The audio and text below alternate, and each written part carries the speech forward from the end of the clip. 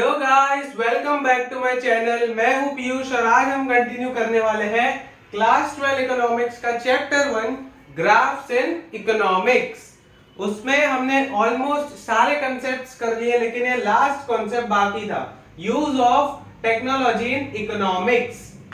अब पहली है कंप्यूटर टेक्नोलॉजी। कंप्यूटर टेक्नोलॉजी में क्या क्या आता है? सबसे पहला है प्रेजेंटेशन। अब प्रेजेंटेशन आपको नहीं पता है ऐसा तो मैं नहीं कह सकता, क्योंकि आपने पावर पॉइंट कभी ना कभी तो यूज किया ही होगा। और उसके थ्रू जो हम प्रेजेंटेशन बनाते हैं उसमें अलग अलग स्लाइड्स होती है, ठीक है। वो स्लाइड्स के थ्रू जो हम इंफॉर्मेशन बताना चाहते हैं, सामने वाले को एक्सप्लेन करना चाहते हैं, वो प्रेजेंटेशन के थ्रू इजीली एक्सप्लेनेशन हो जाता है। ओके, फिर उसके बाद क्या है? Excel sheet. अब इकोनॉमिक्स में क्या होता है, बहुत सारा डेटा होता है, किसी भी चीज में या किसी भी ट्रेंड में बहुत सारा डेटा होता है। ओके, अगर वो डेटा को हम एक एक्सेल शीट में डाल दें, ठीक है, तो उसमें हम डिफरेंट फॉर्मूलाज यूज करके जो इंफॉर्मेशन हमें फाइंड करनी है हम इजीली फाइंड कर सकते हैं। ओके, सिर्फ एक सिंगल फॉर्मूला लगानी है और वो फॉर्मूला को प्रोसेस करवाना है। ओके, उतने से ही हमें कुछ इंफॉर्मेशन जो होती है वो मिल सकती है। तो इसके बाद डायग्राम्स एंड ग्राफ्स। इसके बारे में तो हमने पहले ही पढ़ा, लेकिन डायग्राम्स और ग्राफ्स एग्जैक्टली कन्वर्ट करने के लिए भी बहुत सारे प्रोग्राम्स आते हैं। फॉर एग्जाम्पल, जो डेटा है उस डेटा को अगर हमें पाई चार्ट में कन्वर्ट करना है या बार डायग्राम में कन्वर्ट करना है, तो उसके लिए भी बहुत सारे ऐसे सॉफ्टवेयर आते हैं। फॉर एग्जाम्पल MS वर्ड है, उसमें भी जो डेटा हमारे पास है उस डेटा को हम डायरेक्टली पाई चार्ट में, बार डायग्राम में या टाइम सीरीज ग्राफ्स में कन्वर्ट कर सकते हैं। ओके, फिर उसके बाद आ जाता है स्टोरेज टूल्स। स्टोरेज टूल्स में क्या होता है? अब बहुत सारा डेटा हम बुक्स में, पेपर में या कहीं पे लिख के तो नहीं रख सकते। अगर हम रखते भी हैं, अगर हमने एक बुक मेंटेन की है जिसमें हम पर्टिकुलर इंफॉर्मेशन स्टोर करते हैं, तो उसे लूज करने का रिस्क हमें रहता है, ठीक है, क्योंकि हमने उसे फिजिकली स्टोर किया है। लेकिन अगर आप वही चीजें किसी पेन ड्राइव या हार्ड डिस्क में सेव करते हैं तो उसे खोने का रिस्क कम रहता है। अब उसके बाद आता है अदर टूल्स। अदर टूल्स में आपको टेक्स्ट बुक में दिया हुआ है, जैसे कि अलग अलग सॉफ्टवेयर जैसे कि SPSS, Shazam, eViews, SAS etcetera. ये सब सॉफ्टवेयर्स क्यों बने हैं? कितना भी बड़ा डेटा हो उसको मिनट्स में या सेकंड्स में प्रोसेस करने के लिए इतने बड़े बड़े सॉफ्टवेयर्स बने हैं। ओके, और ये जो सॉफ्टवेयर्स है वो बहुत ही एक्सपेंसिव है, और जो रिसर्च इंस्टीट्यूट्स होते हैं जिनके पास बहुत सारा फंड होता है वही इस सॉफ्टवेयर को परचेज कर सकते हैं। लेकिन उसके अलावा जो फ्री ऑफ कॉस्ट सॉफ्टवेयर्स है वो भी अवेलेबल है। फॉर एग्जांपल ग्रेटल है, PSPP है, वो सब। ओके, ये सब चीजें, ये सब सॉफ्टवेयर्स किस में काम आते हैं?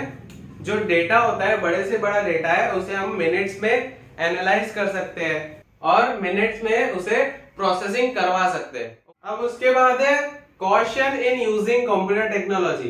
अब हमें कौन कौन सी चीजें ध्यान रखनी चाहिए या क्या कॉशंस लेने चाहिए कंप्यूटर टेक्नोलॉजी यूज करते टाइम। Okay, computer is an aid in studying and it is not a study material by itself. जो कंप्यूटर है वो एक टूल है जिसके थ्रू हम स्टडी कर सकते हैं,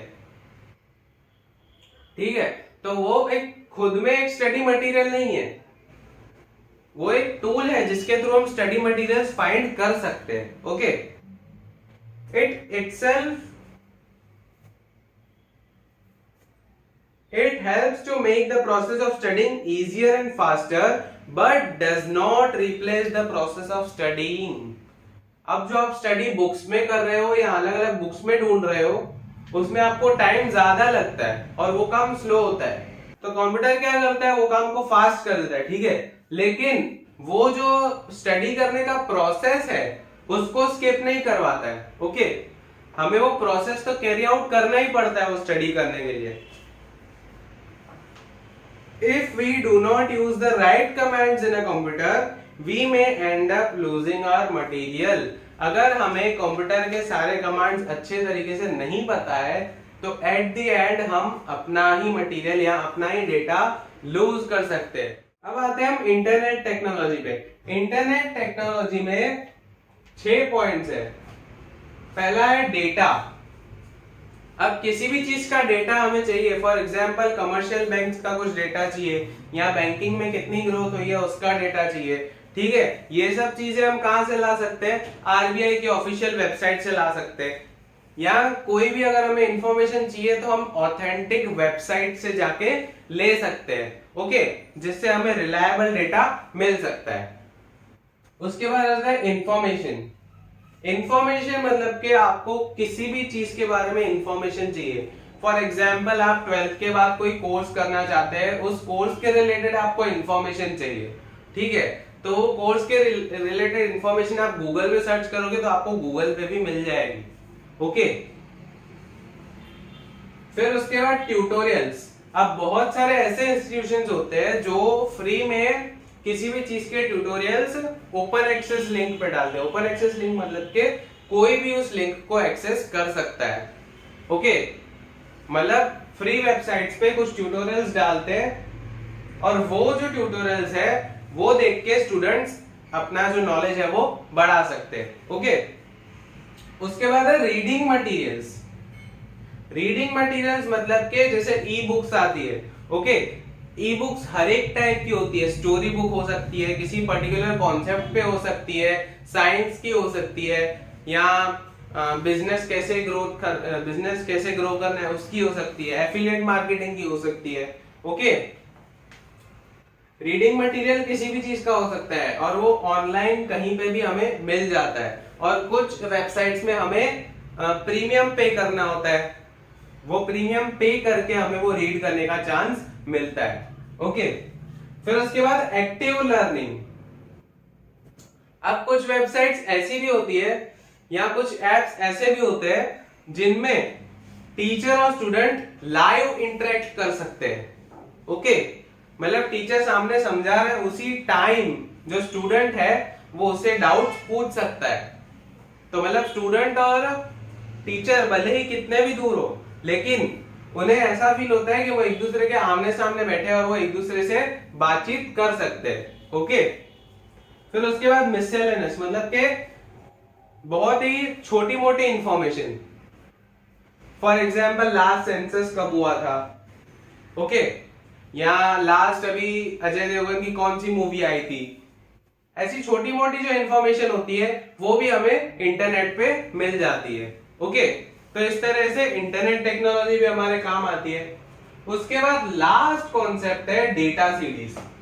अब डेटा सीडीज क्या होती है? बहुत सारी बड़ी बड़ी लेबोरेटरीज होती है, बहुत सारी बड़ी बड़ी एजेंसीज होती है जो अपना बहुत सारा इकोनॉमिक डेटा या साइंटिफिक डेटा, किसी भी टाइप का डेटा वो सीडीज में स्टोर करते हैं, ठीक है। और वो सीडीज जो होती है वो एजुकेशनल इंस्टीट्यूट्स और रिसर्च इंस्टीट्यूट्स को सेल करते हैं। क्यों? क्योंकि रिसर्च इंस्टीट्यूट्स के काम में वो डेटा आता है, ठीक है। और एजुकेशनल इंस्टीट्यूट्स क्या करते हैं? वो डेटा यूज करके अपने स्टूडेंट्स को उस चीज के बारे में समझाते हैं, ओके। अब डेटा सीडी के कुछ एग्जांपल्स आपके टेक्स्ट बुक में भी दिए हुए हैं और वो कहां पे है? पेज नंबर 11 पे। अब पहला है CD of national income accounts of India. अब इंडिया का जो नेशनल इनकम के अकाउंट्स है उसकी भी सीडीज बनाई जाती है, तो वो सीडीज। फिर उसके बाद CD of census of India, जिसमें इंडिया के डिफरेंट ईयर्स के सेंसस की इंफॉर्मेशन दी हुई होती है, ओके। फिर CD of annual survey of industries of India, CD of NSSO, फिर CD of data pertaining to any ministry in India. Some agencies like CMIE also create data software which can be purchased only by research institutes and corporations as these are very expensive. अब CMIE Center for Monitoring Indian Economy, ये institution क्या करता है? कुछ expensive software create करता है जो सिर्फ रिसर्च इंस्टीट्यूट्स या कॉर्पोरेशंस ही उसे परचेज कर सकते हैं, क्योंकि वो बहुत ही एक्सपेंसिव होते हैं इसलिए, ओके। अब caution in using internet for education. Like computer, internet is also only a tool. मतलब जैसे कंप्यूटर भी टूल था स्टडी के लिए, इंटरनेट भी सिर्फ स्टडी के लिए एक टूल है, वो स्टडी मटेरियल नहीं है. Okay, it can not replace books and teachers और our own thinking and reasoning. अब इंटरनेट भले ही कितना भी यूजफुल हो, वो हमारे थॉट्स को नहीं बदल सकता. ओके, या उन्हें रिप्लेस नहीं कर सकता, या जो हमारे बुक्स है और टीचर्स है उनको रिप्लेस नहीं कर सकता, भले ही वो कितना भी यूजफुल हो. A lot of substandard material, irrelevant information, misleading information, plagiarized articles are found on internet. मतलब इंटरनेट पे लिखी हुई हर एक बात सच नहीं होती है. फॉर एग्जाम्पल गूगल है, तो गूगल खुद वो इंफॉर्मेशन अपलोड नहीं करता है. अपलोड करने वाला भी कोई इंसान ही है, जिसने वो वेबसाइट बनाई है वो अपलोड करता है. गूगल खुद अपलोड नहीं करता है. गूगल एक आर्टिफिशियल इंटेलिजेंस है. ओके, तो वो जो इंफॉर्मेशन है, जो मिसलीडिंग इंफॉर्मेशन है, उससे हमें बचना होता है. बहुत सारी अफवाहें फैलाई जाती है, बहुत सारी फेक न्यूज होती है, ठीक है, उन सब से हमें बच के रहना होता है.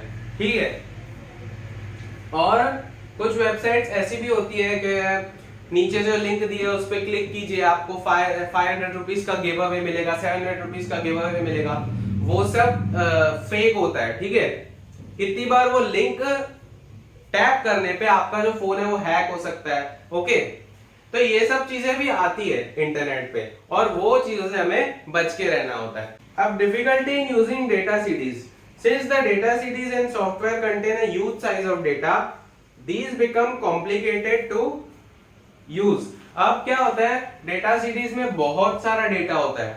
ठीक है, अब वो यूज डेटा में से अगर हमें कोई भी एक कॉन्सेप्ट चाहिए, फॉर एग्जांपल आपको 10-12 बुक्स का डेटा दिया हुआ है, लेकिन आपको सिर्फ एक बुक का डेटा चाहिए. ठीक है, और उसमें भी उस एक बुक में एक चैप्टर में एक ही कॉन्सेप्ट का डेटा चाहिए, तो आपको उसके लिए कितना स्क्रॉल करना पड़ेगा, कितना उसमें सर्च करना पड़ेगा. ठीक है, there are several sheets in a CD and one must have the knowledge regarding searching the relevant data and get the relevant data. अब जो डेटा हमें चाहिए उसे सर्च कैसे करना है और वो डेटा कहाँ पे लोकेटेड होगा सीडी में, वो नॉलेज हमें होना चाहिए, तो ही हम वो डेटा उसमें से निकाल पाएंगे. ओके, तो यहाँ पे हमारा चैप्टर खत्म होता है. एक बार इसे शॉर्ट में रिवाइज कर लेते हैं. अब स्टार्टिंग में हमने क्या देखा कि डायग्राम्स क्या होते हैं और ग्राफ्स क्या होते हैं. डायग्राम्स डिस्क्रीट डेटा के लिए बनाए जाते हैं, ग्राफ्स होते हैं वो कंटीन्यूअस फ्रीक्वेंसी वाले डेटा के लिए बनाए जाते हैं. ठीक है, डायग्राम्स जो होते हैं वो एक कॉमन मैन भी समझ सकता है बिना किसी स्टैटिस्टिकल नॉलेज के, और जो ग्राफ्स है उसके लिए हमें स्टैटिस्टिकल नॉलेज चाहिए रहती है और हर एक आदमी उसे नहीं समझ सकता. ठीक है, और फिर उसके बाद हमने देखा कि डायग्राम्स और ग्राफ्स जो होते हैं वो इकोनॉमिक डेटा को सिंप्लीफाई करने में कैसे यूजफुल होते हैं. ठीक है, मतलब कि importance of diagrams and graphs in economics. फिर aspects to be considered. Diagrams और ग्राफ्स बनाते टाइम हमें कौन कौन सी चीजें ध्यान रखनी चाहिए वो देखा. ठीक है, फिर उसके बाद हमने types of diagrams and types of graphs देखा. फिर उसके बाद हम शिफ्ट हुए use of technology in economics पे, जिसमें कंप्यूटर टेक्नोलॉजी, इंटरनेट टेक्नोलॉजी और डेटा सीडीज इंक्लूडेड है. ओके, और उन तीनों के हमने कॉशंस और लिमिटेशंस पढ़े. Okay guys, that's all for now. अगर आपको वीडियो अच्छा लगा तो लाइक कीजिए, कमेंट कीजिए और अपने फ्रेंड्स को शेयर कीजिए. सब्सक्राइब करके बाजू में बेल बटन है उसे भी टैप कर दीजिए ताकि आपको डे टू डे नोटिफिकेशंस मिलते रहे और आप नॉन स्टॉप पढ़ते रहे. Okay guys, thank you for watching and Tata.